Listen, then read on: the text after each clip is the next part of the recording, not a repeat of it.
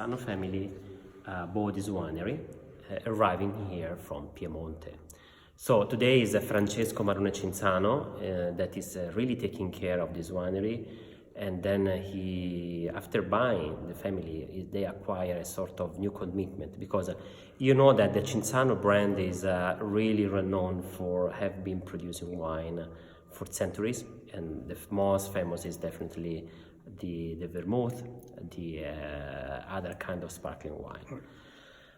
Today, from around 45 years, they are really focused only on the production of Sangiovese here in Montalcino. They run this very, very historic estate, and they are really much producing Brunello and Rosso di Montalcino. Sangiovese Grosso? Yes, you got it. And this is the really much a classic and traditional winery that produced Brunello and Rosso di Montalcino from the southwest side of Montalcino. Later on, when we will be driving direction to Montalcino, you will see that how small is the municipality of Montalcino, and how small is the spot of Brunello di Montalcino, and you will see the village of Sant'Angelo in Colle, that is our spot. Col D'Orcia extends for around 500 hectares. Actually is the third largest producer in Montalcino, and we have a vineyard that goes for around 150 hectares. So for Montalcino and in general for Tuscany is very, very large. Yes. Most of it is planted in Sangiovese, because as we were saying, this is the land of Sangiovese. We definitely we are really grateful to this kind of combination between Sangiovese and the spot of Montalcino that allow to produce this such a unique wine from this very small side of Tuscany. Today, the average production for Col D'Orcia is for around 60,000 cases of wine per year, where Brunello and Rosso di Montalcino are covering around 75% of our production. But in our spot, we have not just Sangiovese, we have Merlot, we have Cabernet Sauvignon, we have Syrah. We have more international varieties of grape that they have been carried out from the Cinzano family, moving from Piemonte end of the 70s. We were the first one in Montalcino, we talk about the beginning of 80s, to present a single vineyard of Cabernet Sauvignon from the hill of Brunello di Montalcino. We opened a new season over that period, and now today we talk about of the Super Tuscan from Montalcino as well. Here we are, as we were talking, so here we are in the area where we are aging our wine, where we are aging our Sangiovese. We are really much surrounded from this very large oak barrel that are only used for aging the Sangiovese, that will become Rosso di Montalcino or Brunello di Montalcino. So over these days of harvest, what we are doing is picking the Sangiovese, obviously by hand, because we are still have manual harvest here. And we go for achieving Sangiovese for Rosso di Montalcino from the very young vineyard. And we go for picking Sangiovese from the older vineyard for Brunello di Montalcino.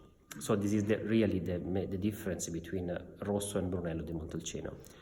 Later on, Rosso di Montalcino is aged only for 12 months in the large oak barrel, and Brunello di Montalcino spent around 3 years in the barrel and an additional year in the bottle before to be released. Being classic, being traditional producer of Brunello means to age Sangiovese only in the large oak barrel, according of the tradition that how Brunello was produced for the first time at the end of the 18th century. The first release for Brunello was produced with Sangiovese from the hilly land of Montalcino, and very, very long aged in a large barrel like this. We believe in the potential for aging of this wine, and so this is why we are still following this sort of very traditional formula for Brunello di Montalcino.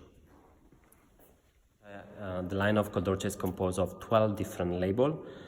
And as we were talking, Brunello and Rosso di Montalcino are the most produced, but also we have a single vineyard of Cabernet Sauvignon and a blend of Merlot and Cabernet Sauvignon that are aged only in this small barrel, well known as Barrica. This is for 225 liter barrel.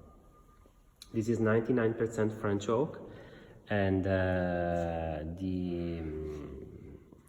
rest of our barrel is made of different type of oak. So we have around 55% of Slavonian oak, and the rest is French oak as well for the big barrel that we have in the middle of the aging cell. And we have a very large production of red wine that is around 700,000 bottles per year. We have also a small production of white wine. So Montalcino is starting to have an upcoming reputation for white wine as well. We have Pinot Grigio, we have Vermentino and Chardonnay. Not forgetting that the very historic wine from Montalcino, that is Moscadello di Montalcino. This is the first wine produced here at the end of the 14th century.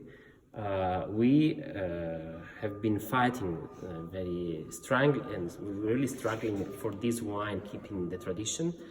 This is a late harvest wine. This is a sweet wine produced and made of Moscato Bianco, and now we have our proper clone of Moscadello di Montalcino. Since 2013, Col D'Orcia became the largest organic vineyard in Tuscany. So, Cinzano family has been ever ascribed high value, very big importance to the place, the environment where we are living and we are walking every day. So we decided to protect it. So we move the Col D'Orcia estate and we convert the winery to organic. So from that year, all the products that are released from here are certified organic. We completely farming our vineyard organically, so we don't use any pesticide, any spray. We have a very large use of cover crop, and there's obviously it is allowed to use copper and sulfur for farming that. From the beginning of this year, from the beginning of the 2019, we are figuring out to have the first biodynamic farming. Now it is still a sort of practices that we are studying. Then we will see if we can be moved to the entire vineyard of Col D'Orcia. Montalcino today is super and very well known for Brunello di Montalcino, but this is not only wine. This is a place where we have another very huge richness, that is biodiversity.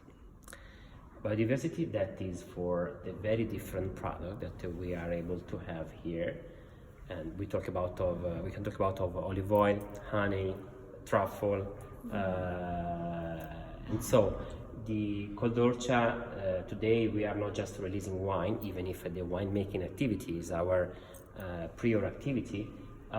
We are releasing some wine that are really from our that are the product of the farm. So we have the chickpeas, we have the beans, we have our organic grain, and what we produce our pasta, and obviously the olive oil, because we are producing from longer, and from last year we have our first production of honey. Nice. So very diversified. Yes, very.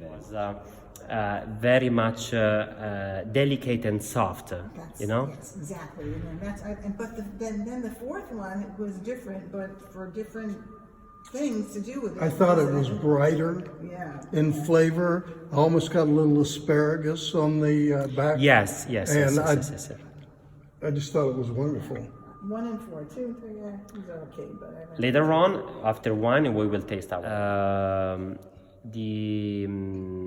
our enology staff, that is composed of one enologist and one assistant enologist, really take care so much of the choice of the type of wood that we have for our oak barrel. By now we have 50 and 50. We have Slavonian oak, that it was very much used in the beginning of the story of Brunello di Montalcino. Right. Now, from some year, we introduce the French oak, that is really much from very different spot of France. And so this is the side where we have the French wood. Thank you. We have around 80 to 90 persons per day for picking our Sangiovese. Now we are really in the middle of the harvest of Sangiovese, and what we are doing over these days is first selection in the vineyard. So we pick the grape in the vineyard, and now you will see a lot of tractors that are moving down the grape to the area where we receive the grape and where we have the second selection. There we have very well experienced women that are spending the entire day for selecting the grape for the second time. So they do manual sorting. Yes, this year we have a sort of very easy way of selecting because the quality of the grape is very good, so we have to discard very few bunch of grape. That's great. That's great. And then we really so we are expecting to have other 7-9 days like this, and gonna be have allowed to finish the harvest, and just for really much celebrating probably an upcoming super great vintage of Brunello di Montalcino. Yeah. Have you already picked the Cabernet and Merlot? So Merlot, it is usually picked before the Sangiovese. Right. So I mean, the first grape that we usually pick is Pinot Grigio and Vermentino, obviously. And the first grape for red that we go picking is Merlot. After that we go for Sangiovese, meanwhile we arrive at the time of Cabernet Sauvignon and Syrah. The still is still tanto.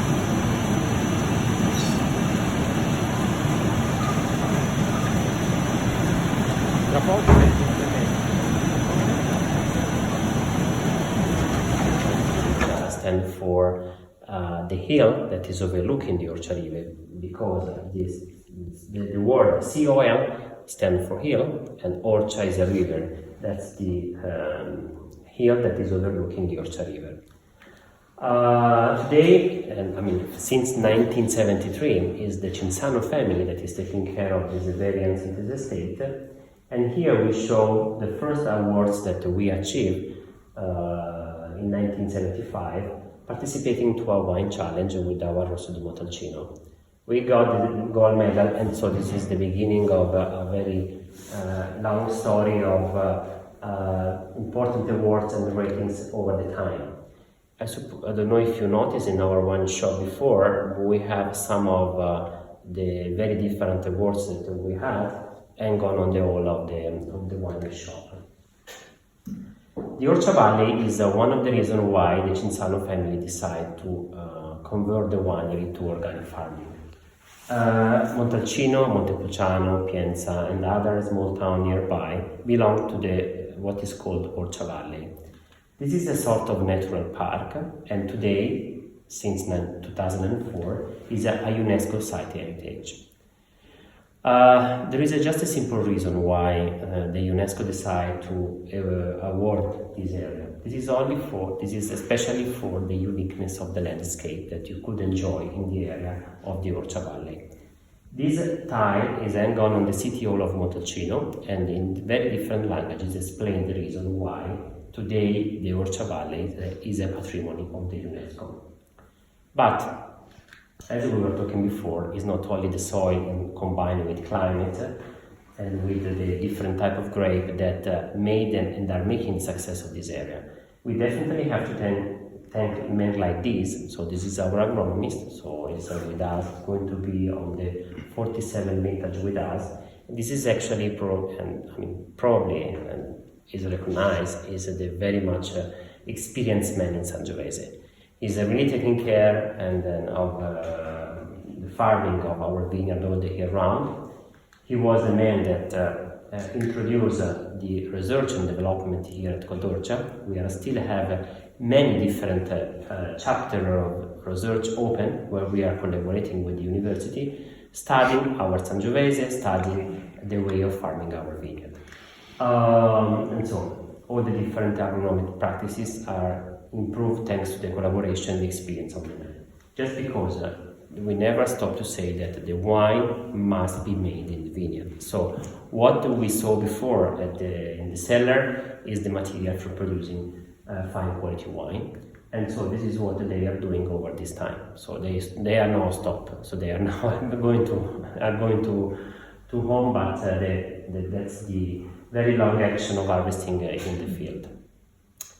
But you are here for tasting wine, so we go for having our tasting together. So we will taste the entire range that is now available for the US market, and then now that is represented by the Taub family selection. Walking around the table. Just because I want to be pouring the entire line, then. He has one. Oh, sorry.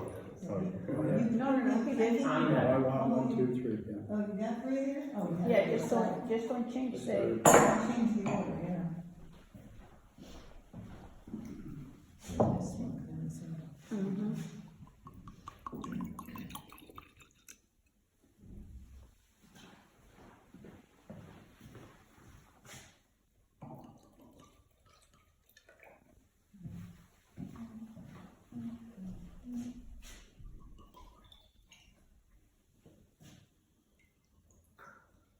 Very much rich of indigenous grape. Ciliegiolo is one of the very much common here in Tuscany, and we blend with our Sangiovese. Spezieri is a very fresh blend of this variety of Tuscan grape. Used to have a very short maturation in stainless steel tank, and in the spring we are ready to go for the market. A very perfect barbecue wine if you pour a little bit chilled in the summer. It's very fresh, it's very fruity, easygoing wine. So that's I'm really getting to like wines like this, chilled a little bit. It's not pour like I didn't pour like white, but it's just few degrees less. Exactly. That became very much approachable for the summer as well. And for us, it's one of the icon wine from the range. Here I show you the very first label for Rosso di Montalcino, when this wine was called as red wine from Brunello's vineyard. This was a wine with no identity until in 1983, when Count Cinzano's father was really much instrumental for the achievement of the DOC for this wine, and Montalcino had the second wine that was a Rosso di Montalcino DOC. We are still producing according to the first idea of Count Cinzano's father. We want to offer a glass of Sangiovese, very fresh, very fruity, with this very nice and pleasant spiciness. Usually we have a Rosso di Montalcino aging for a few months in the barrel, oak barrel, but what we have in the glass is really what we got from the grape. So that's these very, very intriguing spices, especially when you are pairing with food, move you to have more sip and finishing the bottle. These are hollow. This is interesting. And this is good for pairing with wine during a tasting. Very nice. Brunello di Montalcino, and Col D'Orcia is definitely one of the Brunello di Montalcino specialists. What we are going to taste today is 2014, and our Brunello is usually aged for 3 years in the big oak barrel and usually 1 year in the bottle before the release. Moving from Rosso to Brunello di Montalcino, your palate acquires more of the complexity and the body that Brunello used to offer. Yeah. Persistency is longer. You have a lot of tannins that are really thick, that are still deliver fruits and conduct you to have this very long persistency. Yes. Tannins are not yet solved, just because the Brunello di Montalcino from 2014 is still in a very early stage, and it will have a longer period of maturation over the next year. Even if for the season that we had during the 2014, Sangiovese from this vintage is very much approachable by now. It looks very accessible. You have not just the classic structure from Brunello, but also we have some elegance and funniness from this wine. Sometimes we are really happy to have this vintage because they are useful for the market, because people get a sort of very easy approach to that, not really figuring out to wait 20 years before opening up a bottle. Just because really much the wine must be made for being drunk and shared. So, Poggio al Vento is the name of the single vineyard where we used to achieve the Sangiovese for Brunello Riserva. Brunello Riserva is produced usually for the very best vintage. Is a very special selection from a single vineyard. And what we have here today is 12. This is the latest release for this label. And Poggio al Vento is usually aged for around 4 years in the barrel and 2 years in the bottle. Wow. This is really much our visit card wine. So this is a sort of very unique expression of Sangiovese from southwest side of Montalcino. Delicious. Always nice. From the windy heights. You do. Just because the vineyard that we planted in 1974 is really on the top of a small hill and extends for 5 hectares.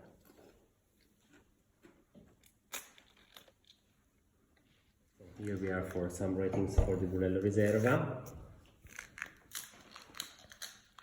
Up to the last part of our tasting, and where we have the Nearco. Nearco is a blend. It's a blend of Merlot, Cabernet Sauvignon, and Syrah. All these 3 different varieties of grape are planted in the same slope where we have Sangiovese. Merlot is the first one to be picked up, and then we have Cabernet and Syrah. And the 3 different varieties are aged for around 12 months in the barrique. Then we get the blend, and then we are ready for bottling. This is a very much Montalcino Bordelese blend, because all the 3 different Bordelese grapes are planted in the hill of Brunello, are not blended with Sangiovese as usually Super Tuscan used to do, but really expressed the characteristic of this international grape. Looking at the color of the wine, you have this very deep and dense color, classic for Merlot and Cab, but really the aromas jump out the glass. So it's you have herbs, balsamic notes, and tasting the aromas is very well matched, because each one is go very well with the other. Yes. And this is the 2015? Yes, Nearco, yes. It, how much Cabernet? Is a 50 of Merlot, 30 of Cabernet Sauvignon, and 20 of Syrah. Right. Yeah. It reminds me of Chateau Becherville. It does. First release from Col D'Orcia that was not Sangiovese wine. It was the Olmaia, and it was our single vineyard of Cabernet Sauvignon.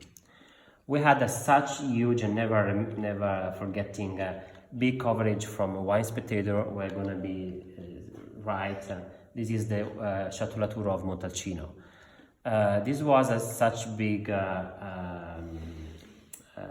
recognition for us, because we have been ever known for Brunello, and also the hill of the area of Montalcino was known for Brunello. And so this is why we open a new season for Montalcino as well. Olmaia is produced as for Poggio al Vento only for the best vintage, and it is usually aged for around 12-18 months in barrique and 12 months in the bottle. What we have today is 2014.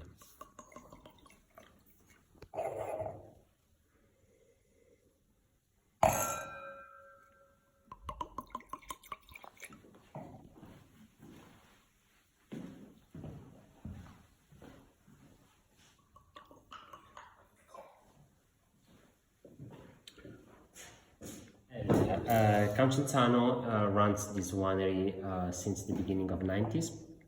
The area is the Maule Valley. This is entirely organic, and I mean the area is entirely biodynamic. It's a very boutique winery compared to what you could get in Chile. And Erasmo is the first label release for this blend in 2001. The aging is in barrique for around 18 months. Today Erasmo really shows the potential of the Maule Valley, open to a very much European style, because the clone of Cabernet and the Merlot are from the Bordeaux area. So when we decide to plant the vineyard, we move the specific lawn for this specific spot directly from that area. Very much intriguing wine, because you could really enjoy the variety of the spiciousness and the herbs and the balsamic note that are typical from the Cabernet and Cabernet Franc, but much more because it's in a different part, coming from a very different part of the world compared from what we had before with our Maya.